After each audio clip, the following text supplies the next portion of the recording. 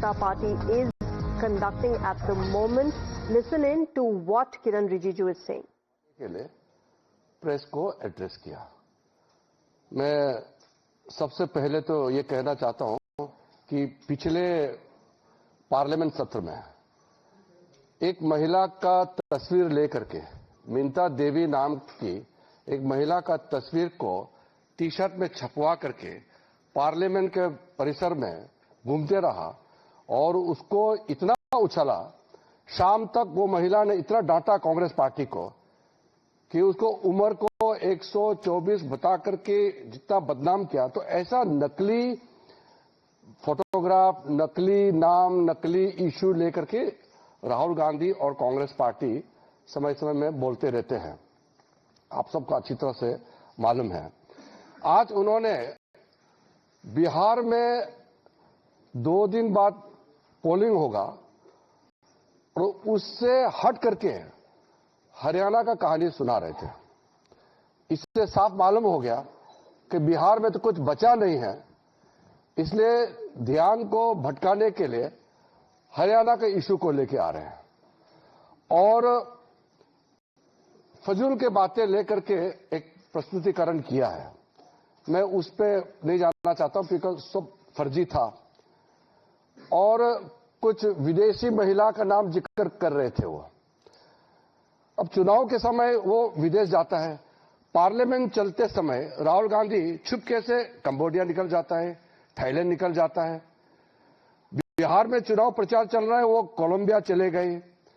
तो वो विदेश जाते रहते हैं, तो उसको विदेश से जो उसको प्रेरणा मिलता है उसको लेकर के उसके कुछ टीम है, वो क्या तैयारी करते हैं उनको दे देता है, फिर आपका समय को बर्बाद करते हैं। नेता प्रतिपक्ष सीरियस मुद्दे पे बात करना चाहिए, फजूल के बातें पे समय व्यर्थ नहीं करना चाहिए। ये मेरा उनको पहला सुझाव है। उन्होंने हरियाणा चुनाव को लेकर के ये कहा कि एग्जिट पोल में कांग्रेस पार्टी जीत रहे थे। अरे एग्जिट पोल, ओपिनियन पोल में हमेशा आप डाउन हुए हैं।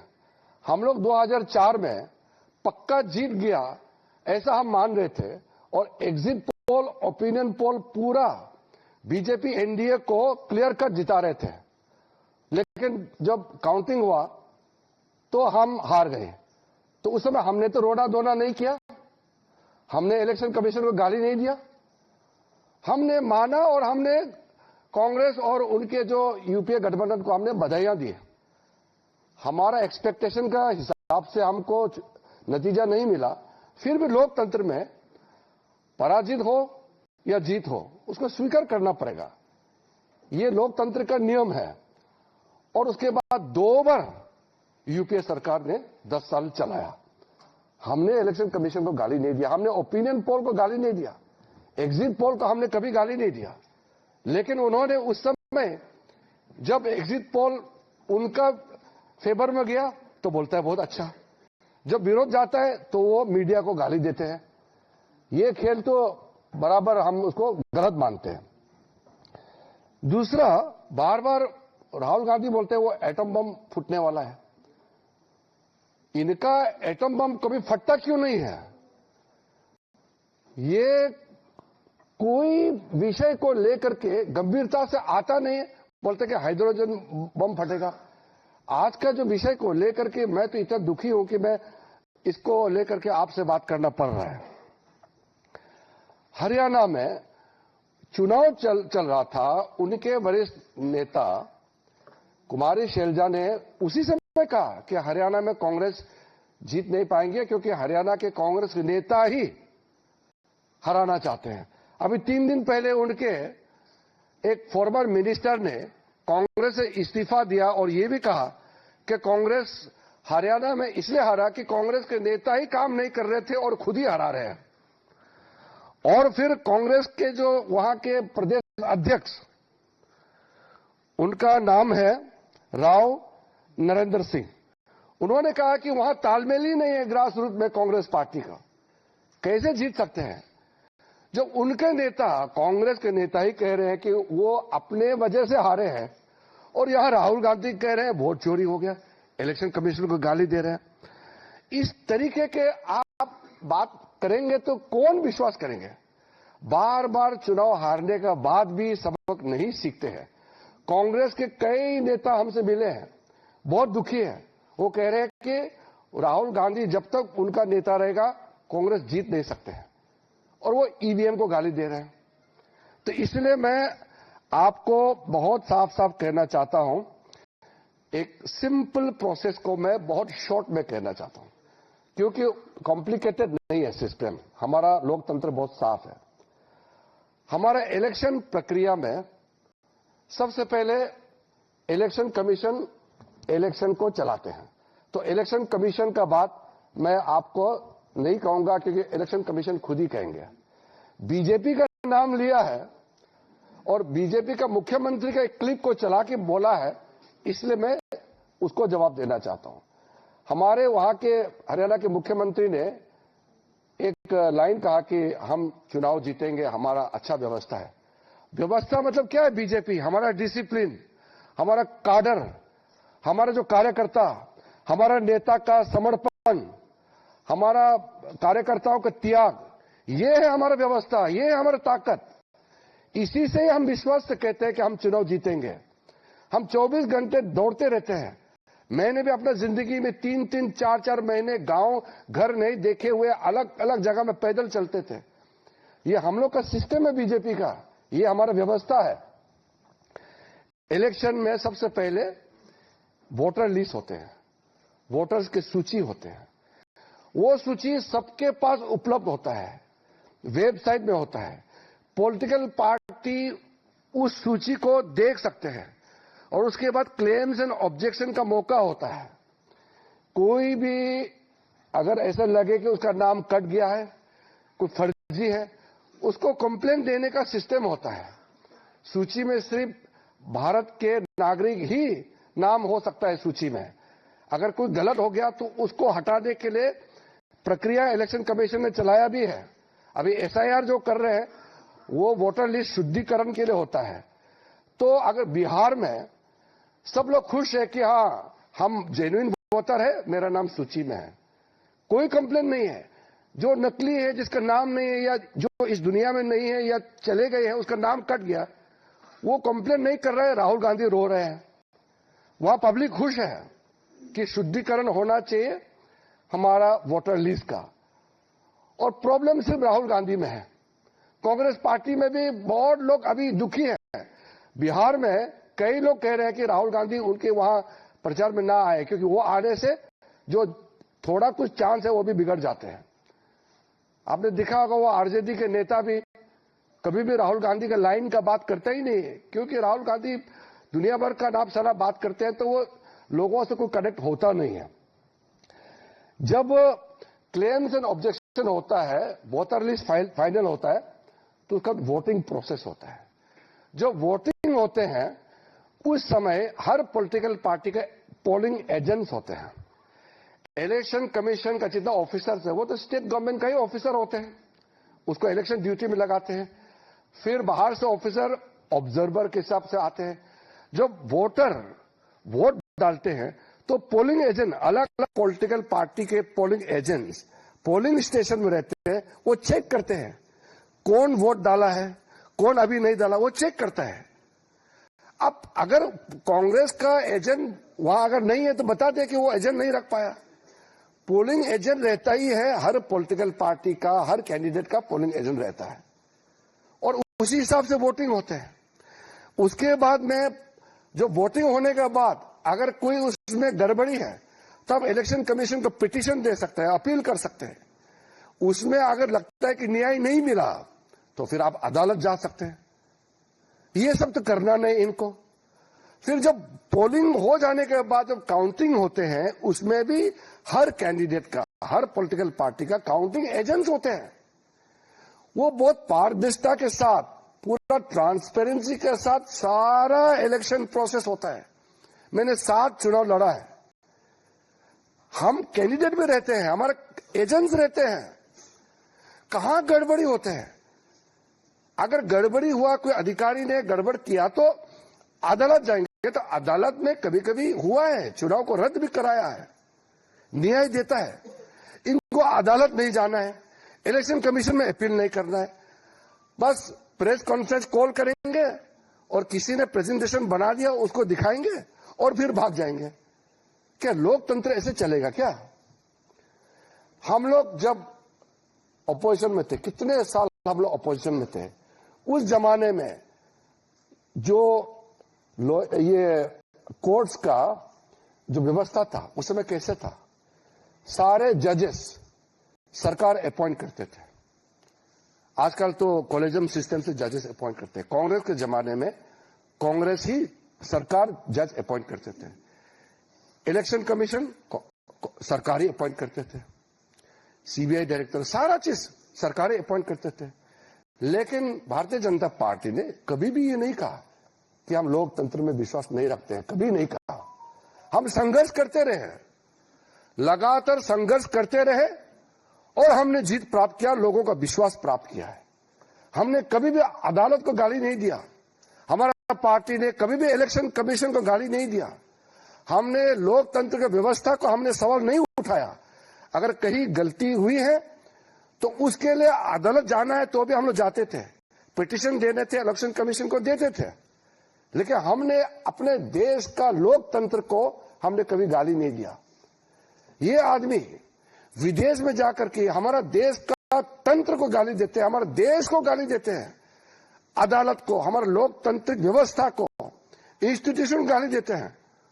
और जब लोगों का बीच में नहीं जाते हैं, बाहर घूमते रहते हैं, तो चुनाव तो हारेगा ही। फिर भी कभी कभी कुछ स्टेट में कांग्रेस पार्टी भी जीते हैं, तो फिर क्यों सवाल नहीं उठाए उस समय? तेलंगाना में कैसे सरकार में आए कांग्रेस, कर्नाटक में, हिमाचल में, पंजाब में आम आदमी कैसे जीते, तमिलनाडु में, केरल में अपोजिशन पार्टी के लोग लगातार कितने बार जीते हैं? हमने कभी सवाल किया है?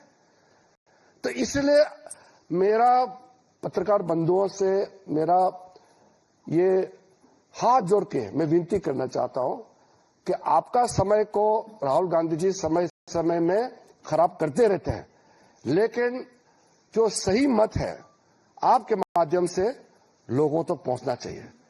क्या वो जेन जी को उकसाने की बात करते हैं? हमारे देश के लोग समझदार हैं। देश के पूरा युवा पीढ़ी, पूरा न्यू जनरेशन मोदी जी के साथ खड़ा है, क्योंकि दुनिया इकोनॉमिक स्लो डाउन में गुजर रहे हैं। भारत 7% से ऊपर इकोनॉमिक ग्रोथ रेट होकर के फास्टेस्ट ग्रोइंग इकोनॉमी, बड़ा अर्थव्यवस्था बना हुआ है। तो इसमें हमारा युवा वर्ग मोदी जी के साथ खड़ा है। इसको वो डाइवर्ट करने के लिए जो राहुल गांधी जो खेल खेल रहे हैं, हमारा देश को बदनाम करने के लिए जो उन्होंने जो हमारा देश विरोधी ताकतों के साथ मिलकर के जो षड्यंत्र रचा रहे हैं, वो कभी सफल नहीं होगा हमारा देश में। मैं बस इतना ही आपको कहना चाहता हूं। शर्मा जी,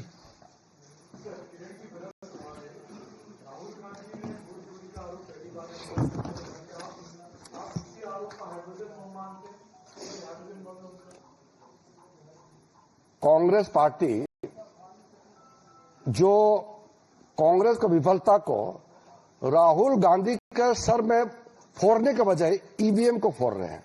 वोट चोरी का क्या अर्थ होता है? खुद को इतने साल उनके परिवार इस देश को चलाया, तो क्या वोट चोरी से ही चलाया था क्या? कोई इस तरह कंसेप्ट नहीं है। ये उनको आइडिया कोई देश से बाहर बैठ करके ये उसको पॉइंट्स देते हैं, आइडिया देते हैं, हमारा देश को बदनाम करने के लिए उसको फीड करते हैं और उसको लाउड स्पीकर की तरह वो यहाँ बजा बजा के बोल रहे हैं। ऐसा कोई चीज है ही नहीं। हम तो लोकतंत्र में और लोकतांत्रिक व्यवस्था में विश्वास करने वाले लोग हैं। हम लोग मामूली मेहनत करते हैं क्या? आज मैं मंत्री हूं, प्रधानमंत्री जी कार्यक्रम चलाते हैं, जन जन तक पहुंचाने के लिए हम लोग दिन रात दौड़ते हैं। यही व्यवस्था है, हम इसी में विश्वास करते हैं, तभी तो लोग मोदी जी को विश्वास करते हैं। मोदी जी का हर काम लोगों तक तो पहुंच रहे हैं, दुनिया देख रहा है। कल भी एक देश का प्रधानमंत्री जी ने कहा कि विश्व में मोदी जी का नेतृत्व को सब मानने लगा है। दुनिया कह रहा है ये चुनाव हारते हैं और खुद को बदनाम करने की जगह सिस्टम को वो बदनाम करते हैं। कोई इस तरह का वोट चोरी का कंसेप्ट है ही नहीं है। वो उसके दिमाग में किसने ठोस के घुसाया हुआ है? देवेंद्र प्रसाद।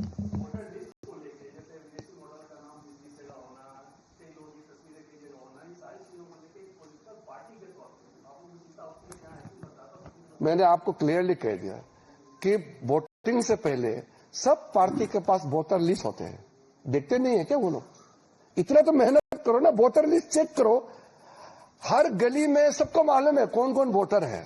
अगर नकली वोटर है तो भी उस गांव का सरपंच, वहां के जो बीएलपी, वहां का जो हमारे एजेंट्स होते हैं, ऑफिसर, सबको मालूम है। वोटर लिस्ट को अगर कहीं नाम गड़बड़ है तो उसको शुद्धिकरण के लिए भी इलेक्शन कमीशन का व्यवस्था बनाया हुआ है। अब व्यवस्था में मेहनत कर करके उसमें हिस्सा तो लेते नहीं है, यहां इल्जाम लगाने के लिए आ जाते हैं। ये नहीं सर,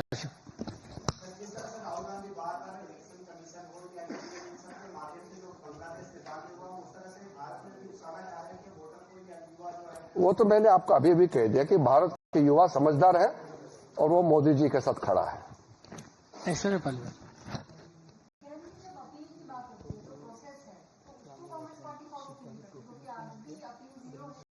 वही तो आपने मेरा बात को आपने ही सवाल में डाल दिया।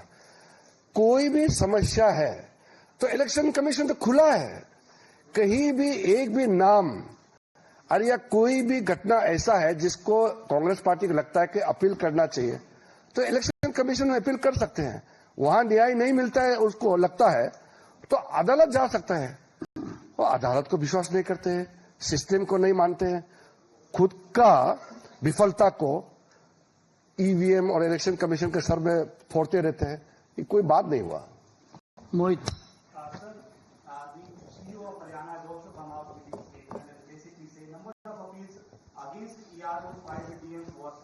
The complaints of BLS did not file the complaints with the relevant authorities. So do you think that Rahul Gandhi and the Congress party do not want to take the legal route and instead they are just addressing the press conference to spread a narrative? You have exactly pointed out what the CEO of Haryana has stated. If Congress party has not filed even a single case of any fraud or any act of violation of election rules, they should file a petition. If there is not a single petition made by the Congress party is there with the authorities, what audacity Rahul Gandhi has. And after so many months talking about an election which is convincingly people's mandate have been given to BJP. So it is his press address itself is a fraudulent act. Kamlesh ji.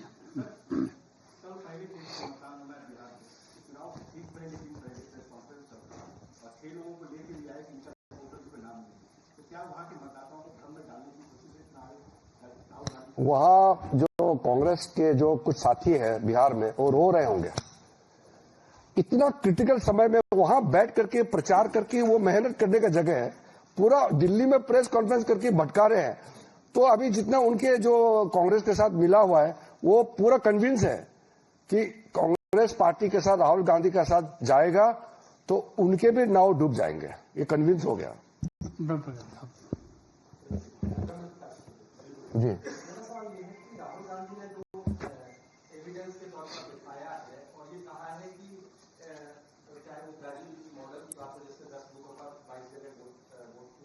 उनका आरोप ये है कि election commission BJP के agent की तरह काम कर रहा है और ये स्टेट और नेशनल लेवल पर हो रहा है। तो अगर